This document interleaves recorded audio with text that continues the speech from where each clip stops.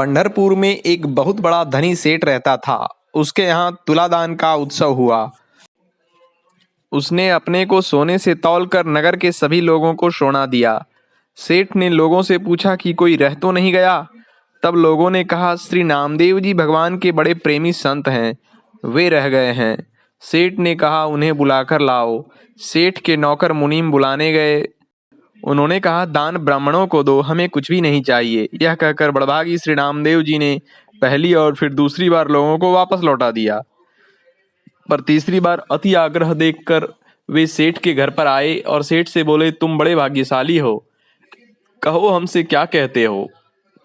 सेठ जी ने कहा, आप मेरे द्वारा दिए गए कुछ धन को स्वीकार कीजिए, जिससे मेरा कल्याण हो।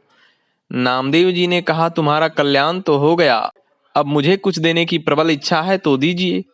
श्री नामदेव जी का एकमात्र प्रिय सर्वस्व जो श्री गोविंद चरण प्रिय तुलसी है, ऐसे तुलसी के पत्ते में आधा राम नाम लिखकर, अर्थात केवल रा लिखकर उसे दिया और कहा कि इसके बराबर तौल कर दे दीजिए।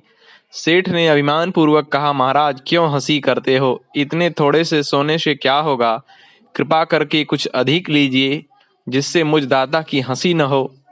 नामदेव जी ने कहा, इसके बराबर सोना तौल कर देखो तो सही, फिर देखो कि क्या विचित्र खेल होता है। यदि तुम इसके बराबर पूरा करके सोना दे दोगे तो मैं तुम पर प्रसन्न होऊंगा। यह सुनकर सेठ जी एक तौलने का कांटा ले आए और एक ओर तुलसी पत्र तथा दूसरी ओर सोना चढ़ाया। उस समय बड़ा विचित्र आश्चर्य हुआ, सोने का ढेला तुलसी पत्र से बराबर नहीं हुआ। सेठ जी उदास हो गए। जिससे 5-7 मन तौला जा सके ऐसा बड़ा तराजू मंगवाया। उस पर एक और तुलसी पत्र, दूसरी ओर घर का संपूर्ण सोना चांदी आदि रख दिया।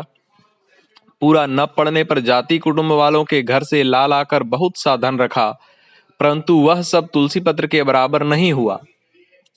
श्री राम नाम लिखित तुलसी पत्र के महत्व को देखकर घर के सभी स्त्री पुरुषों के समेत सेठ जी को बड़ा शोक तथा दुख हुआ। श्री नामदेव जी ने विचारा कि अभी इन्हें तुलसी पत्र एवं श्री राम नाम की महिमा का पूरा अनुभव नहीं हुआ है, इसलिए वे बोले, आप लोगों ने जितने व्रत, दान और तीर्थ स्नान आदि पुण्यकर्म किए हों, उनका संकल्प करके जल डाल दीजिए। फिर सभी लोगों ने पुण्यों का स्मरण कर करके संकल्प पढ़कर जल डाला, पर इस उपाय के करने से भी काम न चला। जिधर तुलसी पत्र रखा था वह पलड़ा अपने पैर भूमि में गाड़ रहा था। यह देखकर सभी लोग लज्जित हो गए और प्रार्थना करने लगे कि इतना ही ले लीजिए। श्री नामदेव जी ने कहा, हम इस तुच्छ धन को लेकर क्या करें, हमारे पास तो राम नाम धन है, यह धन उसकी बराबरी नहीं कर सकता है। इस धन से कल्याण होना संभव नहीं है। नाम की और तुलसी की महिमा देखकर आज से इस धन को तुच्छ समझो और राम नाम रूपी धन से प्रेम करो, गले में तुलसी धारण करो, राम नाम जपो। यह कहकर श्री नामदेव जी ने सबके हृदय में भक्तिभाव का रस भर दिया। सबकी बुद्धि प्रेम रस में भीग गई। ओम।